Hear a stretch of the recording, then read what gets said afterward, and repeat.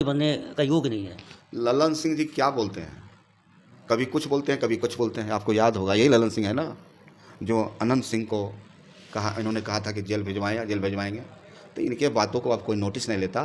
तेजस्वी प्रसाद यादव एक ऐसा चेहरा है बिहार और देश के, जिससे करोड़ों नौजवान युवाओं प्रेरणा मिलती है। आज तक गरीबों की पक्के मकान बना देंगे। उन्होंने कहा प्रत्येक सांसद दो गाँव को गोद लेने का काम करेंगे।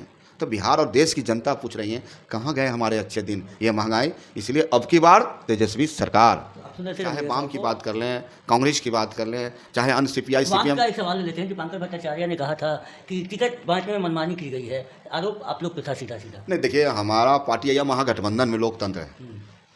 हमारे यहाँ कोई भी निर्णय होता है तो लोकतंत्र के माध्यम से चर्चाएं होती हैं। बंटवारे के पहले ही आपने अनाउंस करना शुरू कर दिया था कैंडिडेट कि कौन सा लोकतंत्र। चर्चाएं होती हैं, ऐसे लोगों को चिन्हित कर दंडित करती है। कितने सीटिंग एमएलए पे गाज गिरने वाला है पंजाब में? देखिए, अभी हमारा पार्टी चुनाव में जिस तरीके से राजद को करारी शिकस्त मिली, उसके बाद तेजस्वी यादव समीक्षा बैठक करते हैं, ये जानने की कोशिश करते हैं कि आखिर हार क्यों हुई और समीक्षा बैठक में क्या क्या बातें निकली। हम राजद के प्रधान महासचिव रणविजय साहू के साथ हैं, इनसे जानते हैं। रणविजय जी, क्या समीक्षा से निकल के आई, कैसे हार हो गई आपकी? देखिए, चुनाव में हम हारे नहीं हैं, चुनाव में हम जीते हैं। आप वोट की प्रतिशत जब देखेंगे तो ऐसा लगेगा आपको कि 9% वोट में इजाफा हुआ है। मुझे सीटें हारे, वही सीटें हारे हैं, लेकिन 9 लोगों का विश्वास तो हम पर बढ़ा है ना। मैं जनता के बीच अब जो मुद्दा था अपनी, उस मुद्दा को रखा, जनता ने मुझे स्वीकार किया। आज भारतीय जनता पार्टी का जो आंकड़ा है वोटों का 7% की गिरावट, तो हम तो जीते हैं ना। तो आने वाला समय 2025 राष्ट्रीय जनता दल का होगा, महागठबंधन का होगा। माननीय तेजस्वी प्रसाद यादव जी इस बिहार के माननीय मुख्यमंत्री बनेंगे, तो बिहार की जनता ने ठाना है।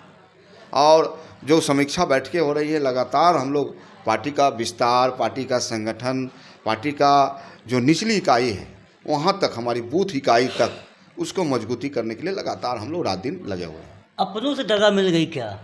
तेजस्वी यादव ने जिस तरीके से कहा था कि हमारी पार्टी के कुछ लोग ही हैं जिन्होंने ऐसा किया नहीं, जिसकी वजह से हुआ, अपनों से दगा मिला। देखिए, राष्ट्रीय जनता दल एक बड़ा परिवार है और महागठबंधन भी एक बड़ा परिवार है।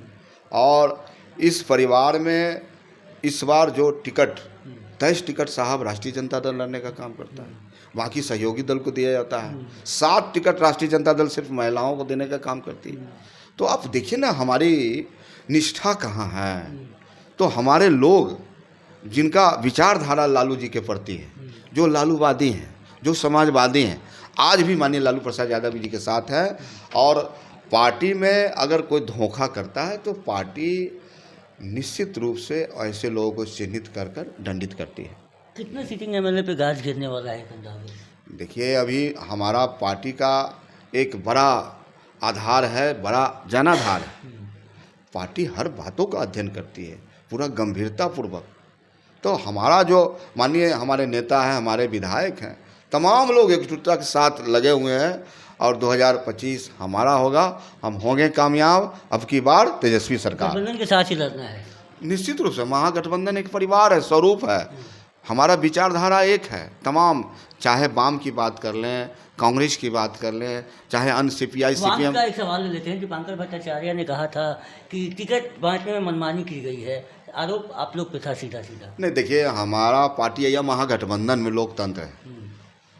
हमारे यहाँ कोई भी निर्णय होता है तो लोकतंत्र के माध्यम से चर्चाएं होती हैं। बंटवारे के पहले ही आपने अनाउंस करना शुरू कर दिया था कैंडिडेट, ये कौन सा लोकतंत्र? चर्चाएं होती हैं किस सीट से कौन उम्मीदवार जीत सकता है, हम उस पर विश्वास करते हैं और पूरी तरह से एकजुटता बना के, आपस में कम्बिनेशन बना के, समन्वय बना के इस बार भी महागठबंधन ने टिकट बांटने का काम किया और अनाउंस किया। तो हम लोग तो लोकतंत्र में संवाद के ही जरिए काम करने पर विश्वास रखते हैं। ललन सिंह ने कह दिया है कि तेजस्वी यादव को कुंडली में मुख्यमंत्री बनने का योग नहीं है। ललन सिंह जी क्या बोलते हैं, कभी कुछ बोलते हैं कभी कुछ बोलते हैं। आपको याद होगा, यही ललन सिंह है ना जो अनंत सिंह को इन्होंने कहा था कि जेल भिजवाएंगे। तो इनके बातों को अब कोई नोटिस नहीं लेता।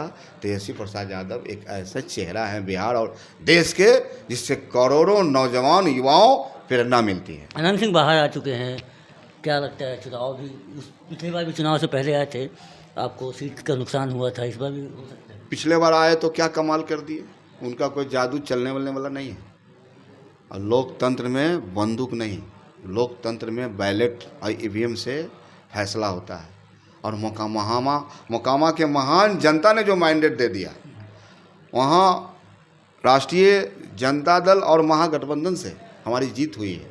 ये साबित करता है कि पूरी तरह से अनंत सिंह फेल हो चुके हैं, इनकी लोकप्रियता खत्म है और उनको लोकतंत्र में भरोसा नहीं है। लोकतंत्र में भरोसा रहता तो आज लगातार जो बयानबाजी हो रही है वो बयानबाजी नहीं करते। ईवीएम और बैलेट, क्या ये भी मुद्दा रहेगा 2025 के विधानसभा चुनाव में बिहार में? देखिए, हम लोग को तो विश्वास है, आस्था है, कानून में विश्वास करने वाले हम लोग हैं।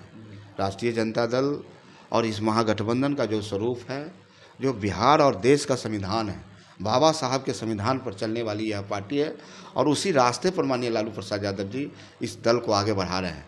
तो हम लोग तो संविधान को मानने वाले लोग हैं।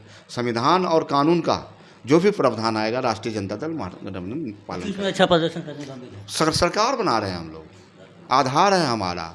हम मुद्दे की बात करते हैं, भारतीय जनता पार्टी की तरह नहीं कि जुमले की बात करते हैं। उन्होंने कहा 2 करोड़ नौजवानों को रोजगार देंगे, उन्होंने कहा किसानों की आय दोगुना कर देंगे, उन्होंने कहा कि 2022 तक गरीबों की पक्के मकान बना देंगे, उन्होंने कहा प्रत्येक सांसद 2-2 गाँव को गोद लेने का काम करेंगे।